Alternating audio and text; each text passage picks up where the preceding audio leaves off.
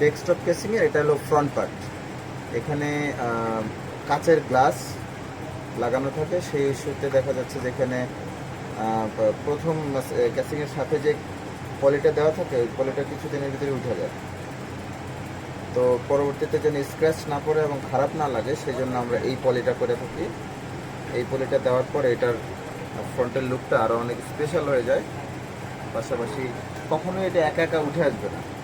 যদি কখনো হাত দিয়ে টাইনা উঠানোর চেষ্টা করা হয় তাইলেই হয়তো উঠবে, একা একা কখনোই উঠবে না।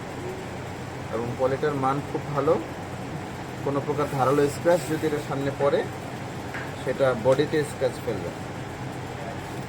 আর ডেস্কটপ ক্যাসিংয়ের জন্য এই যে গ্লাসের যে ক্যাসিংগুলো, গ্লাস ডোরের যে ক্যাসিংগুলো, এইগুলোর ক্ষেত্রে আমরা এই কাজগুলো করি এবং এদিকেও স্টিকার করা সম্ভব।